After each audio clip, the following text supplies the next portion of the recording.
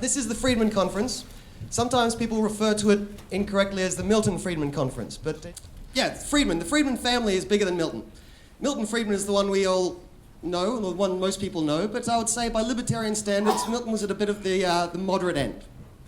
Many of you would know that we then had David Friedman, who is perhaps the greatest living anarchist economist.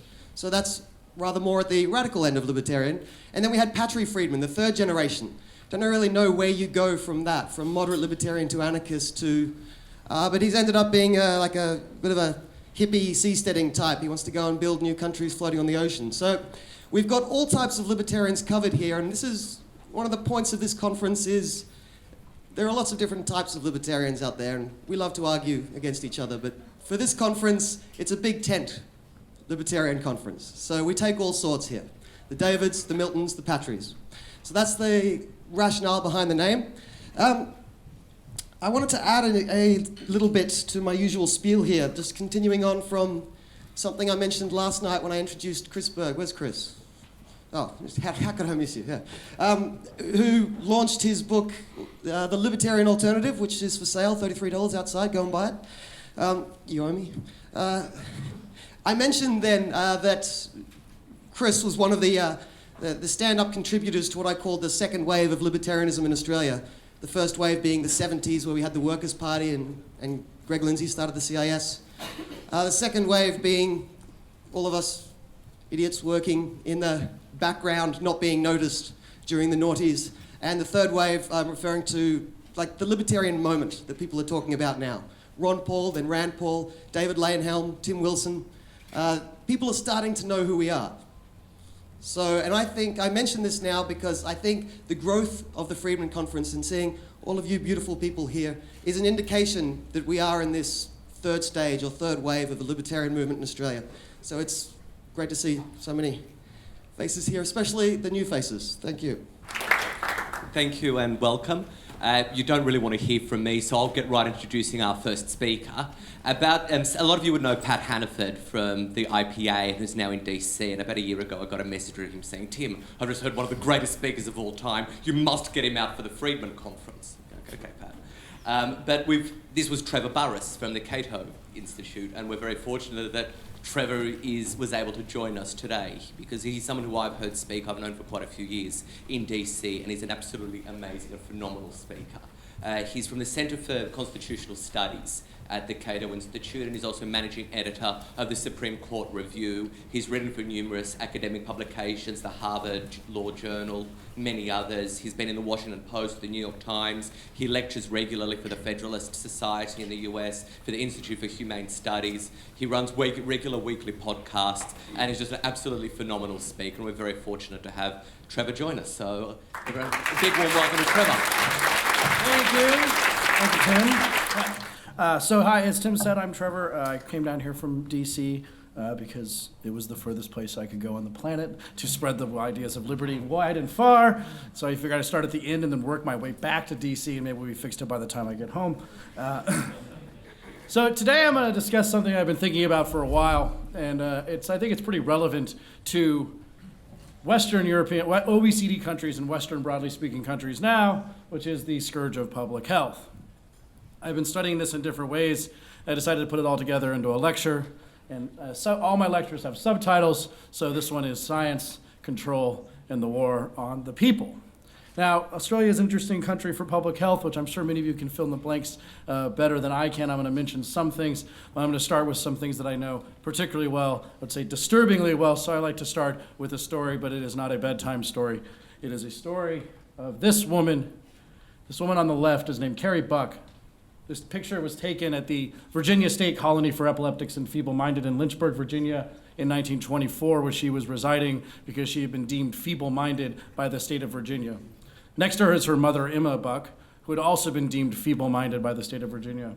Now, what that meant at the time, especially for women, is it could be anything from promiscuity to criminality to just acting up in class. There was one person who I found who was committed to the same institution because she spoke to boys when she was 15. We all know that the ankles can't be shown, another public health crisis. So we have Carrie Buck residing in the Lynchburg colony. Now, at this time, She was there because essentially she had been raped by the nephew of the family she was living with, and she was impregnated. And as you had to do, especially in the South at that time, you squirreled your women away when they had some sort of disrepute put on your family, and so she was squirreled away into this colony. She had her baby before she went into the colony, and then she was there. At the same time, too, a man named Albert Priddy was a zealot of eugenics. And if anyone, interestingly, I looked into this before I got here for Australia's history of eugenics. It's not that bad, actually, compared to what I'm going to tell you.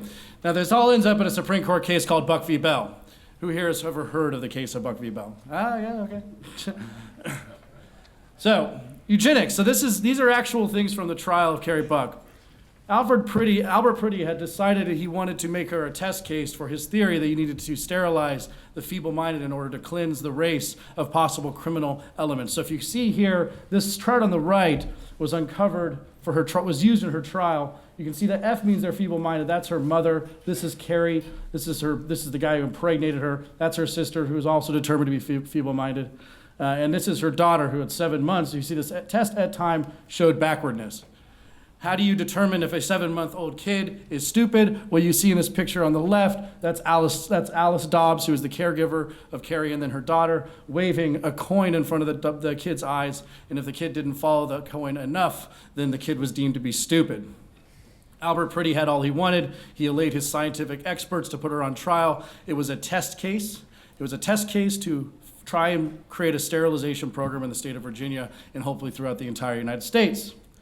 This, if you know much about eugenics, if you've ever read The Shameful History, it was most popular in the United States. The Nazis actually used the Buck v. Bell trial in the Nuremberg trials as a defense against what they were doing, and most of the things that they used came from the Eugenics Record Office in Cold Spring Harbor, Long Island. This is a display from the 1926 Philadelphia World's Fair. It is, if you see the American Eugenics Society, you zoom in on this, you can see it says that this light blinks every 15 seconds. Hundreds of your money goes to the care of persons with bad heredity, such as the insane, feeble-minded, criminals, and others. And the light on the bottom right blinks every 7.5 minutes that a high-grade person is born in the United States. This was a very huge thing. And about that same time in 1926, the United States passed the Immigration Act in 1926, which was also based in eugenics. The idea was pretty much keep the bad people out and cleanse from within, and you can be a brave new world for society. Carrie needed help from the Supreme Court, so she met her fate in the form of Oliver Wendell Holmes Jr., is one of the more famous Supreme Court justices, who was a zealot of eugenics. And in the course of 1,000 words, he wrote this: "It is better for the world if, instead of waiting to execute degenerate offspring for crime or let them starve for their imbecility, society can prevent those who are manifestly unfit from continuing their kind." And then he wrote the 3 most monstrous lines in the history of the Supreme Court: 3 generations of imbeciles are enough. Now, Oliver Wendell Holmes was a very old man. This is him after the Battle of Gettysburg in 1863, where he was injured numerous times. The other thing that he said in this opinion, the actual only citation to legal principle in this entire opinion, is a citation to a Supreme Court case about compulsory vaccination. And he said this, he tossed off this line: "The principle that sustains compulsory vaccination is broad enough to cover cutting the fallopian tubes." So now I wrote a very long piece about this recently. You can find it on the Cato website, on Medium and Newsweek.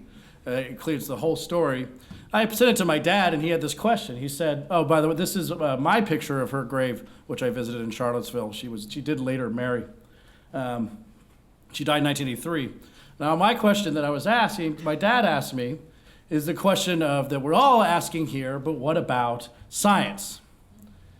The masterful science." So my dad was wondering, will someone read your piece and think the problem with what happened to Carrie Buck was that she wasn't actually stupid, because she wasn't. She was just railroaded by the state, and neither was her daughter and neither was her mother, and that was the problem. And that not the problem is that you're not allowed to do this to people even if you're right about them being stupid. But let me put the point in a finer sense. Although they used ham-fisted terms and insane terminology and categories like feeble-mindedness, we know that intelligence is highly hereditary. And we know that probably criminality is highly hereditary to some extent too, impulse control, for example. So the question is how do we fight this in the face of a next wave of when this happens again? Because it probably will, but in a slightly violent form. How do we stand up against science and say you're not allowed to do this? And I realize that the answer to this is very simple. And it's the libertarian answer, and it has to be used, which is that I don't give a crap about your science. You are not allowed to do this to people. It's very simple and straightforward. And the interesting thing is, as soon as we start playing the game of science in public policy, in some ways, when we're talking about infringing individual rights, we've lost the game. Because we've given up the ability to say, oh no, here's a better study that says I was totally right about stupid people going many, many generations into the future. Of course, you read any dystopian science fiction novel, or many of them, they deal with this question of hereditary and forced manipulation of the genome. So again, here's the science behind Carrie Buck's sterilization. Here's some more science we've seen recently, or a repudiation of some previous science. And we all know scientists are so good at what they do. They sit around and they say, oh, you're not supposed to eat butter. Or, sorry, we are supposed to eat butter or sugar. You know what, ever seen Woody Allen's Sleeper?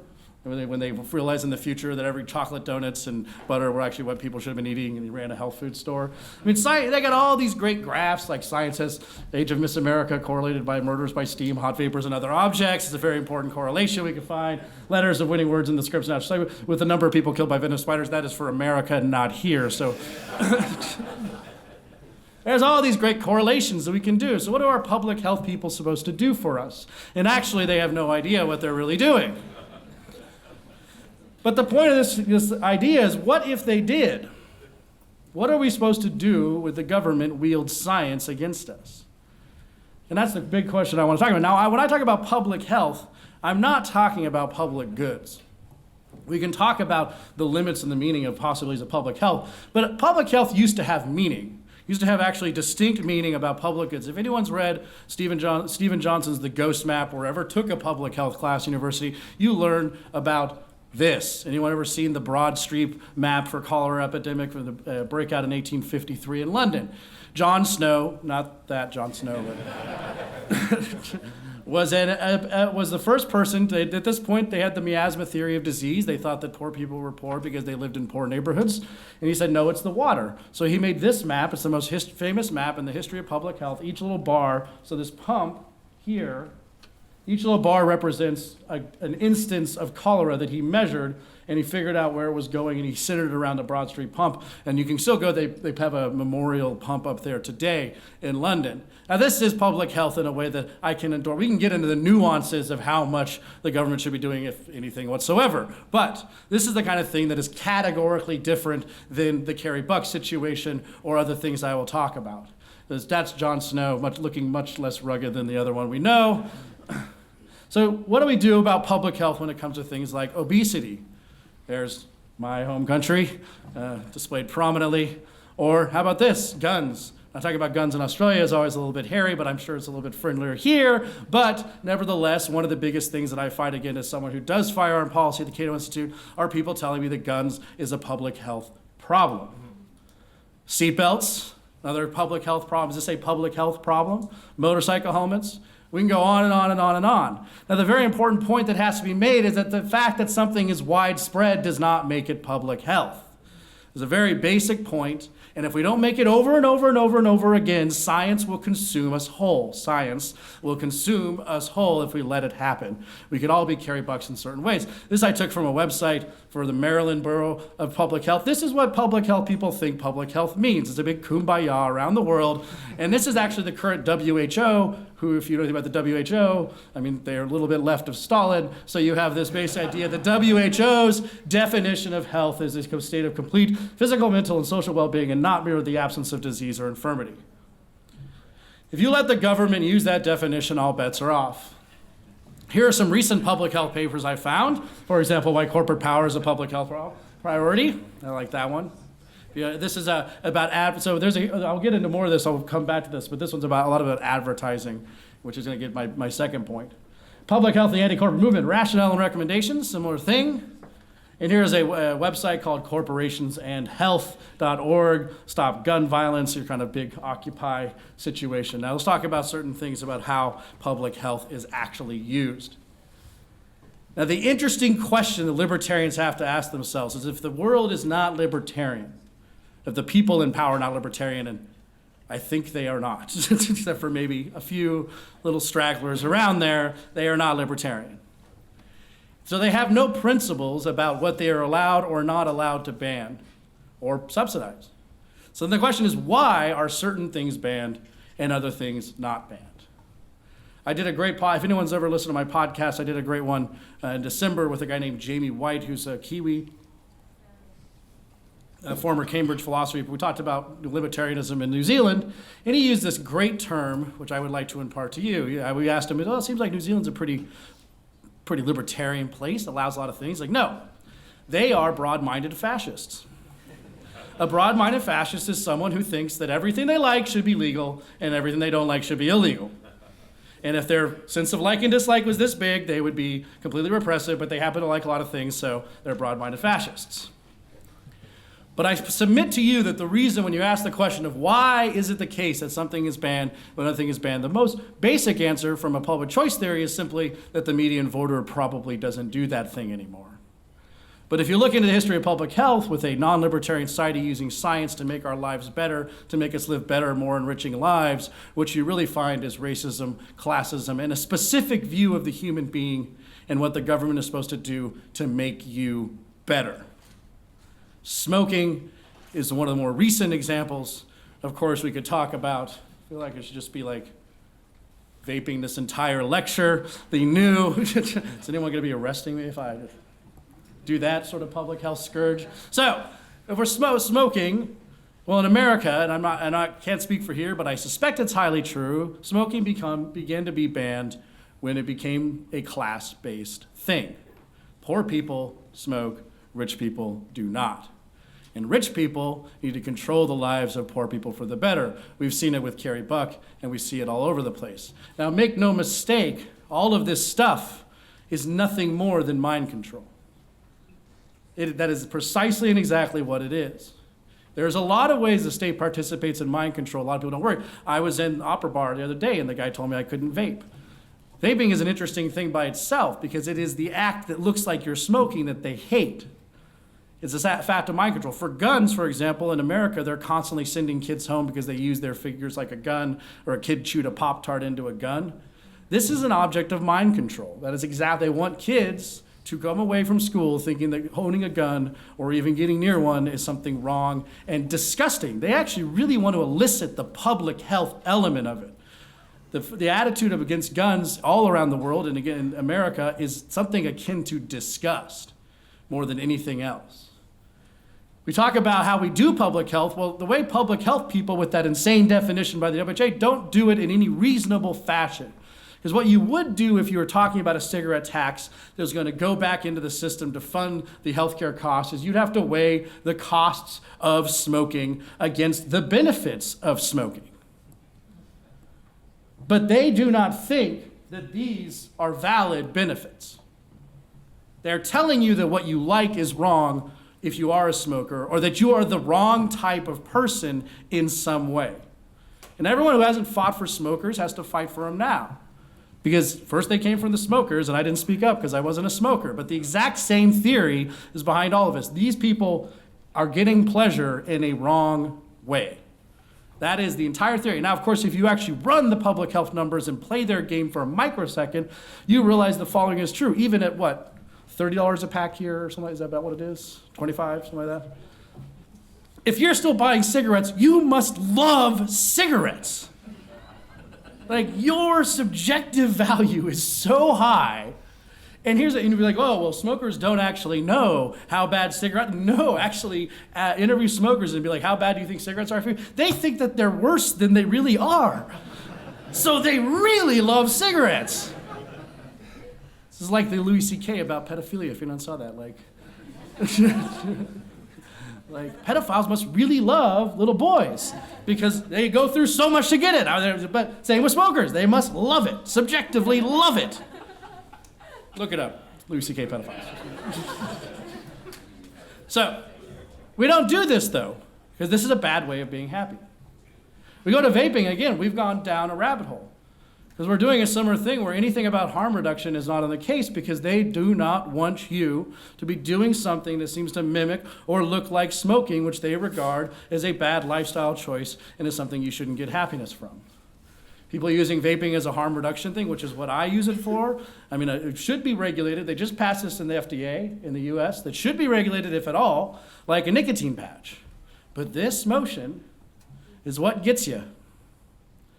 So science, right? Is it science? No, it's actually something more like the Pilgrims and the Puritans that came to America. Make no mistake, the left are the new Pilgrims and Puritans. Where they used to tell us not to show the ankles of women, they can run us through speech codes and tell us you can't let that be seen on TV, you can't be smoking. They are the new Puritans. They want to have they live in a constant fear that somewhere somebody is having fun, which is the old Mencken line about Puritanism. But if you reconceptualize the left, the public health left in particular, as pilgrims, things become much clearer. Because you see something like this. This is a stamp we issued in the United States for Robert Johnson, who's one of the inventors of the blues. You can see the original picture and what the stamp looks like. Here's one of Jackson Pollock, same thing. Well, and this one is just unbelievable. I mean, you cannot take away Winston Stogie. This is about mind control. It is about making you believe that a certain person is a good person in a certain way. And people in government always want you to do that. Even when but they're doing it for your own good. This is actually, and interestingly enough, you can look into the annals, and I'm not going to play the brown shirt sort of idea, but Hitler had this picture issued when during the Ribbentrop meeting. He had the cigarette photoshopped out of Stalin's hand because Hitler hated smoking. The Nazis had this entire public health for the purpose of the state regime, which I won't go into, but there's a great book called The Nazis' War on Cancer, which I highly suggest, showing you how this actually works out. But what's really happening here, as I said, is a view of the person and what kind of citizen our society should be. And if you actually start picking apart different theories of government, you realize that in many ways, the most illegitimate forms of government are situations where the government is making citizens that it thinks is suitable for the government, as opposed to a government that is suitable to the citizens. Public education is, of course, that way. But public health is absolutely that way, too. If we look back into two figures who seem diametrically opposed, we can start learning something about the way the state conceives of what is the right kind of person you should be. One of them is Thomas Szasz. Who has ever heard of Thomas Szasz? Okay, yeah. Most obscure and important libertarian. And the other one is Michel Foucault. Now, both of them had a very interesting idea of the government's effect on normalization. For Szasz, it was about insanity and the definition of insanity and what it meant for the government to put people in asylums because they were a little off. And for Foucault, it was a similar type of thing. So you see one of these Szasz quotes, formerly when church and state were allied, people accepted theological justifications for state-sanctioned coercion. Today, when medicine and state are allied, people accept therapeutic justifications for state-sanctioned coercion. This is how, some 2 years ago, psychiatry became an arm of the coercive apparatus of the state. And this is why today all medicine threatens to be transformed from personal therapy into political tyranny. Now, I don't know if Szasz and Foucault could ever have a beer together and enjoy each other's company, but I think they could.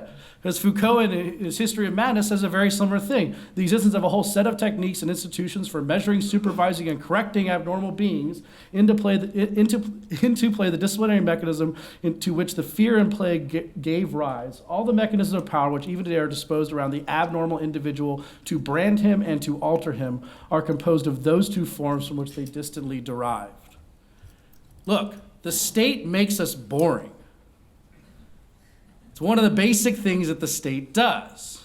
The person on the outside, whether it's a voter or a person not sort of contemplated by a regulation or a program, is made boring by a program that does not work for them. I hope the audio works on this. Yes. Y'all got on this boat for different reasons, but y'all come to the same place. So now I'm asking more of you than I have before. Maybe all. As sure as I know anything, I know this. They will try again. Maybe on another world, maybe on this very ground swept clean. A year from now, 10, they'll swing back to the belief that they can make people better. And I do not hold to that. So no more running. I aim to misbehave. So who has seen Serenity? Okay, well, you gotta see Serenity. It's a great libertarian movie. But that is a clip from after they discovered that the sci-fi movie that the government had been putting a substance into the atmosphere to make people more pacified. And it ended up killing them, and he said they will come back around to the theory again that they can make people better. And in the face of that theory, everyone should aim to misbehave. Now let's talk about a few things. So New York had their big soda ban. That is an actual soda you can buy in America. No. It's called the toddler size because it's the size of a toddler. So Michael Bloomberg decided he needed to help all people out because of a soda tax or a ban on soda, big sodas. Now, why is this the case? Well, because soda drinking, at least in America, has also become class-based. It is perceived to be something that poor people do and that you shouldn't be doing. It's a wrong way to be happy.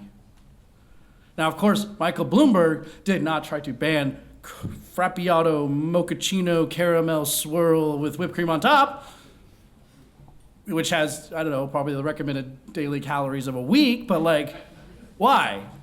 Because rich people and people in government drink those. This is why there are no principles involved when you start banning things willy-nilly, and you have to figure out what's going on. Obesity, again, it's a problem in America for whatever.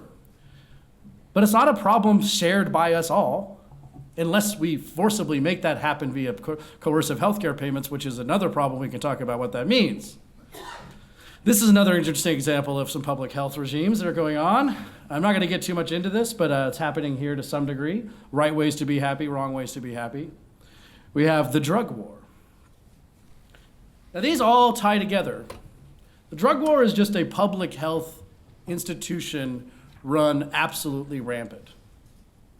And the way that they have made you believe that's not the case is because they have told you time and time again that people who do certain types of drugs are subhuman. The only way that any of these programs ever work, whether it's Carrie Buck, whether it's gun owners, whether it's fat people, whether it's cigarette smokers, or whether it's heroin users, or anything in between, is by dehumanizing the people who do those things, because they are not in power. Now, the worst person that you've never heard of in the history of the world is a man named Harry Anslinger. This is Harry J. Anslinger, Commissioner of the Federal Bureau of Narcotics. Sorry. The Treasury Department intends to pursue a relentless warfare against the despicable, dope-peddling vulture who preys on the weakness of his fellow man. Now, Harry Anslinger was an interesting chap. He was an inveterate racist. So he was the very first chief of the Federal Bureau of Narcotics in the United States. He was an inveterate racist. He was the kind of racist that people in the 20s were like, that guy's racist. Wrap your mind around that. So here is where we start to see the beginning of the drug war. And the story is actually the same in here and actually throughout much of the world. This is an actual New York Times piece from 1924. Negro cocaine fiends are our new Southern menace. If you go in and read the thing, a hitherto inoffensive Negro with whom he was well acquainted was running amok in a cocaine frenzy and had attempted to stab a storekeeper, knowing he must kill this man or be killed himself. The chief drew his revolver, placed the muzzle of the Negro's heart, and fired, intending to kill him right quick, as the author tells it, but the shot did not even stagger the man. This, in a sum, is the story of every drug craze ever, every drug freak out. Basically, name a drug, at some point it was said to make you nuts, unkillable, make you, well, this is important, make you nuts and move out of your place in society. Well-acquainted, nice Negro. So they disrupt society, make you into a fiend, and then probably unkillable. So it's basically, it's like a Hulk maximizing drug. Here, especially here, this is New Zealand, opium. You cannot name a drug that has ever been prohibited, mostly, that did not get aligned with a race or a class. No more than you can do with smoking or obesity or any other things that I've discussed today. Here in New Zealand, it was opium and the Chinese. In America, too. I mean, we're the worst, trust me. And this is an Australian one too. Basically, Chinese people are going to get uppity, and then another problem results when people start using substances that make them behave in ways that are against the public health, which is the women might get attracted to them. So that you could write an entire history of America about the fear of white women getting with black men. And the Negro cocaine fiends become sexual, virile things, and women might go find them, and women are in the opium dens, and all these things are problems. Dreamy Chinese, I like this one. Now, of course, what did Harry Anslinger have to say about this? Well, here's what he said. The Orientals are taking a liking to the charms of Caucasian girls from good families. They lure white girls in their opium dens, a tradition they had brought from their home country. I don't know where they got white girls in their home country, but got the girls hooked and then forced them into acts of unspeakable sexual depravity, awesome, for the rest of their lives. Marijuana. Well, in America, it's Mexicans. Now here is an interesting, again, we have the same thing. Stricken mad by eating marijuana, a woman or 4 children have been driven insane by the eating of marijuana plant. According to doctors, no hope of saving the children's life, and the mother will be insane for the rest of her life. Now maybe this is merely because they didn't have Bob Marley records at the time, but I highly doubt that this is true. Now what actually happened with marijuana, there's some sides like this, dehumanizing is the core of the drug war. What actually happened with marijuana in the United States was that he learned that, so Harry Anslinger had learned that with the focusing only on cocaine and opium, and previously it said marijuana wasn't that big a deal, he couldn't grow his bureau to as big as he wanted it to be. So he would say, he previously said marijuana was not that big of a deal, and then he found out about this guy, a Mexican named Victor Licata, who axe murdered his whole family, and somehow the story emerged that he was on marijuana. I and no one else have been able to figure out why anyone ever thought that, but it's true. Well, we saw the exact same thing when it came to bath salts in the United States. If anyone ever heard the story of the zombie face-eating man from Florida. Now, many people in Florida are probably zombies and face-eaters. If you've been to Florida, it's like the Japan of the United States. But nevertheless, the man who ate that guy's face wasn't on bath salts at all. That was on page 40 of the New York Times. Page 1 of the New York Times was bath salts. And then, of course, the newscasters picked it up. Are your children possibly taking bath salts? Find out at 11. The new drug that your children might be taking now. Find out at 11. Goes on and on and on and on. Now, Harry Anslinger, again, for marijuana. The other thing about marijuana is that it produced jazz music. Which he thought was only explicable by marijuana, which is probably true. Thank God. Most marijuana, Negroes, Hispanics, jazz musicians, entertainers, there's satanic music driven by marijuana. Marijuana smoking by white women makes them want to seek sexual relations with Negroes. Oh my God. Once you go, I won't even say it, entertainers and others, it's a drug that causes insanity, criminality, death, and violence-causing drug. But the subtext here is what I'm saying. It makes people not obey their station in life. It makes them into people that have a type of happiness like jazz music that Harry Anslinger doesn't like, so therefore, cages. This is if the hideous monster Frankenstein came face to face with the monster marijuana, he would drop dead of fright. Now, interestingly, one of the worst facts that I have ever discovered in all my studying of government, whenever I get astounded that the government did something, and I was like, whoa, I thought more of the government than that. So the way Harry Anslinger got Mexico to prohibit opium and marijuana on the same level that the United States did is by cutting off the supply of medical opiates to Mexico until they surrendered. He essentially tortured Mexican people in hospitals until they surrendered and fought our drug war. Similarly, we basically exported our puritanical impulses here via certain treaties in a variety of ways. So we are just the worst. Now, what about jazz music? Southern trees bear strange fruit, blood on the leaves and blood at the root. Who knows that song? That is a song Billie Holiday. She's singing about lynching. Southern trees bear strange fruit, blood of the tree, blood on the limbs and blood at the root. In 1939, she sung that song for the first time in a hotel in Manhattan, and that night, Harry Anslinger's bureau gave her a call and told her not to sing that song again, or they would be tracking her. Now, she was a heroin user, and so he put someone undercover with Billie Holiday and tracked her for most of 5 years until they caught her and they put her into prison. And then when she came out of prison, she tried to get her cabaret license back, and Harry Anslinger would not let it happen.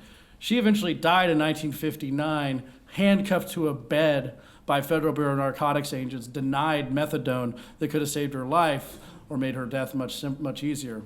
Now, when Harry Anslinger heard about Judy Garland having a similar heroin habit, what do you think he did? He went to the studio and said they should give her a break and possibly a vacation. Now, what is the difference between Judy Garland and Billie Holiday? Well, I give you one guess. Again, the same thing fuels all of these things. The vision of the person, the vision of the right kind of person you should be, and how we're going to use science to make sure you don't get happy in a wrong way or play music in a wrong way. And Harry Anslinger will be there to make sure you do it. Absinthe is a similar story, actually, interestingly. The absinthe story is funny because it also began with an axe murder in Switzerland in 1905, the Lenfey murders. Axe murders are very bad for drug users. For a lot of people too, but and drug users. So in conclusion, it's very simple. George Bernard Shaw, in a Doctor's Dilemma, wrote, "Do not try to live forever, you will not succeed.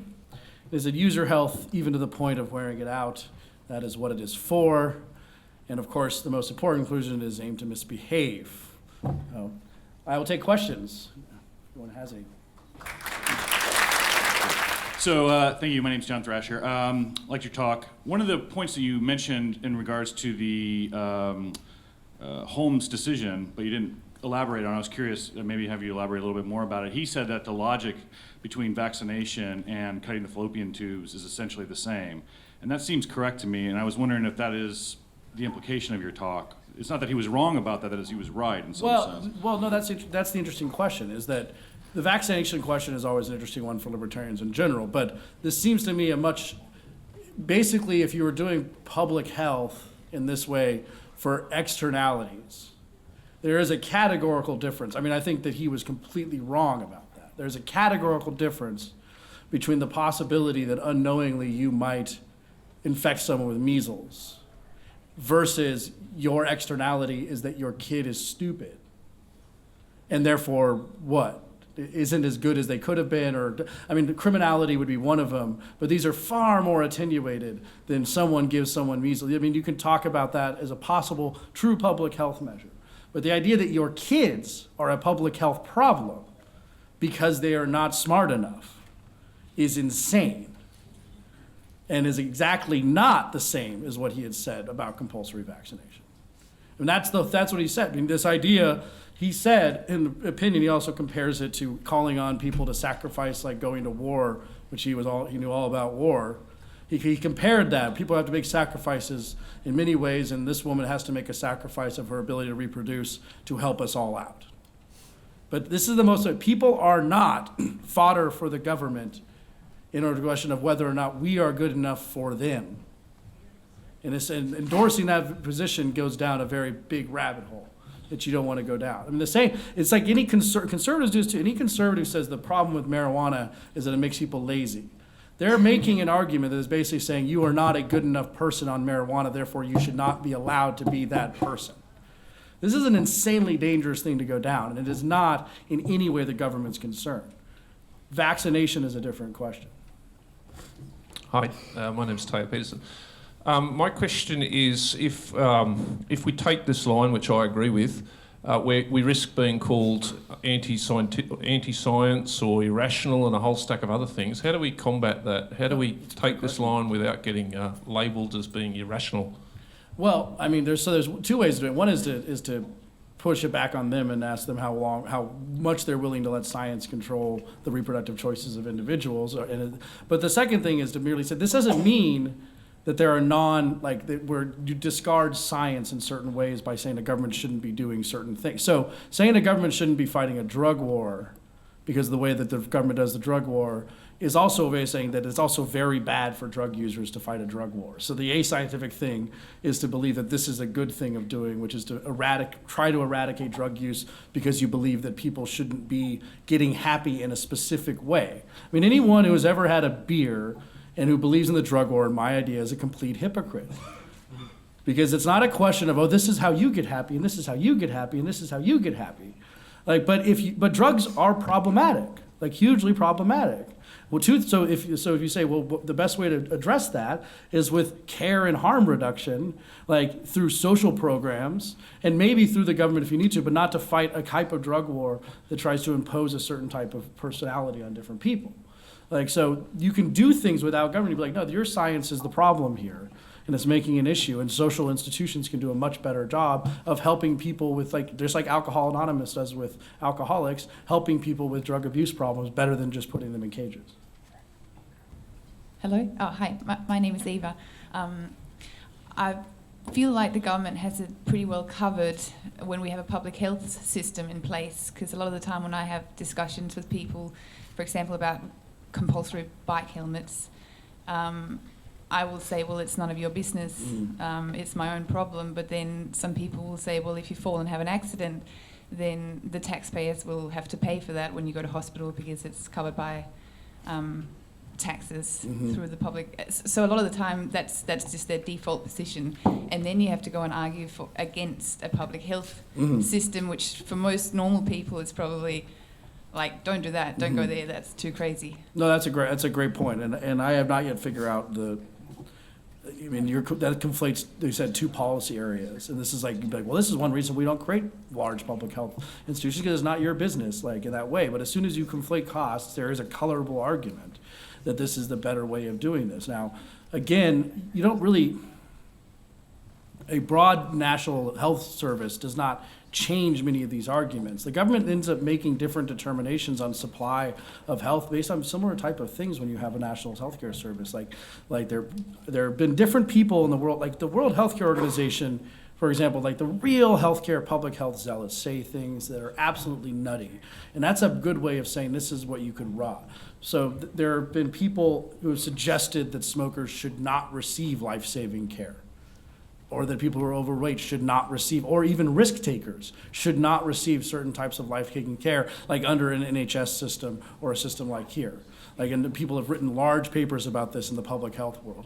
And so again, you say, it's like, these people are just, I mean, talk about jumping off the cliff at this point because this public health system seems to, authorize any meddlesome stuff into people's lives. So it's a hard thing to make, and you do have to start having the question about public health services, like health care services, if it's necessary. But it's, good question though. Hi, I'm Chris.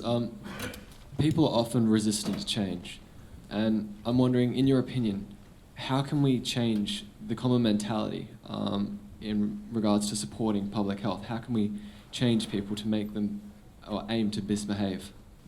So the big thing here for me is that the most important thing about being a libertarian to me is about respecting other people's choices. And if you go into, there are many things out there in the world that are fundamentally based in a disrespect for other people's choices that have become very pernicious things in our lives. So I first sort of started thinking about this in high school when people would tell me, oh, people are listening to the Backstreet Boys. Like, my punk rock friend would be like, these people are listening to the Backstreet Boys because they've been brainwashed by corporate radio to listen to the Backstreet Boys. That is a removal of their autonomy and an insult to them in name of making that person feel better. Now, that person would be a great public health official, because they would go, this person is smoking cigarettes because the corporations have told them to smoke cigarettes and that it's cool. And we need to deride their choices as inauthentic and say that it's our job to come in and step in the way. Now, of course, the implicit premise in all that is that, like, I'm not affected by those forces, but those people are. It's so insulting to people what these people say. And it bleeds over into all sort of anti-corporation rhetoric. It bleeds over into campaign finance stuff in the United States. People believe that corporations and other entities have some sort of unique mind control possibilities on other people who are not them, and therefore the government needs to step in. That's what those corporate public health papers are about that I put up there. That is how insulting these people are. That is how intolerable they are to a liberal society. And so if you ask what you say to them and how you convince them, you say, believe in people and stop being an asshole. This business about scientists, maybe we should adopt the maxim, when you hear the word scientist or expert in the media, you're about to be lied to. Mm-hmm. Absolutely. That's, yes. And then the other thing is, my last thing is like, even if they're right, who cares? So thank you, everybody.